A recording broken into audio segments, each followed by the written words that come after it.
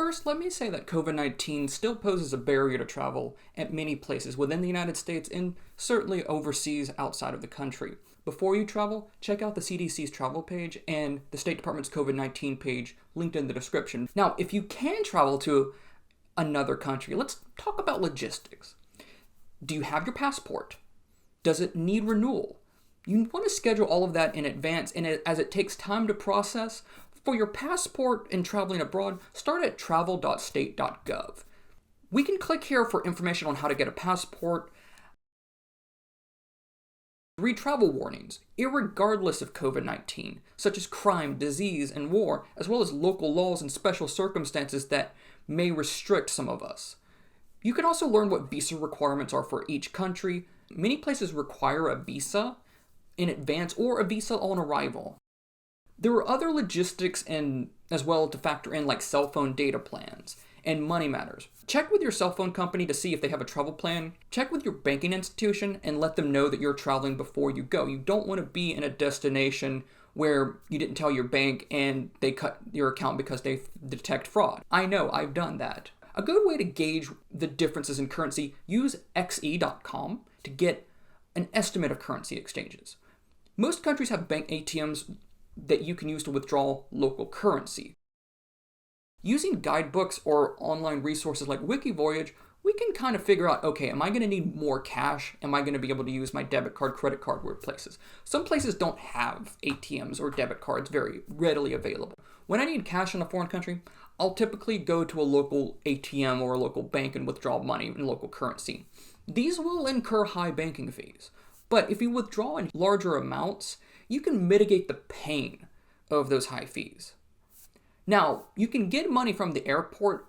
You'll usually have the worst exchange rate, but it's sometimes the most convenient, especially if you're about to travel to somewhere that requires cash. I will also say in my experience, it's not worth going out of your way for a better exchange rate.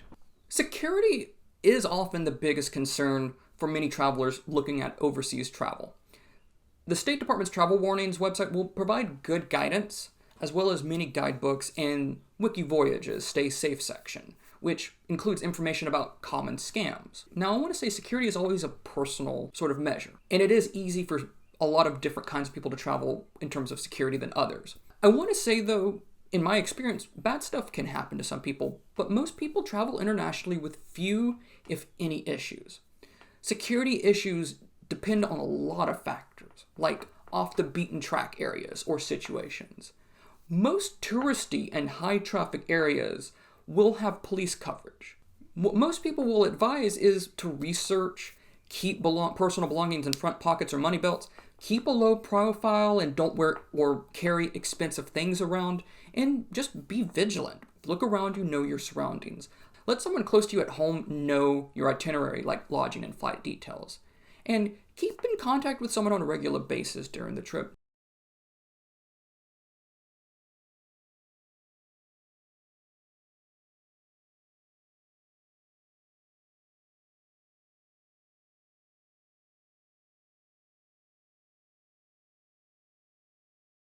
Outside of security, the other thing that often causes anxiety is cultural faux pas. Try to research and do the best you can. For instance, say bonjour in French as soon as you walk into a business or a restaurant, as a courtesy. But also don't worry about this too much. In my experience, locals have an understanding attitude towards tourists. Understand, most countries are not like they are in the news. Most people live and work like we do, and it's important to enter a country with a respectful and considerate behavior and attitude. As Rick Steve says, if something's not to your liking, change your liking. Do research, however, the history of where you're traveling to in order to have a sense of things that maybe you shouldn't address, or things to be cognizant of. The library offers Libby and Hoopla, and these were great places to use your library card to find books online about places you wish to travel to. Often I'll also try to find a museum pass or a culture pass that I can use as an orientation of a place's culture and offer some rich perspective.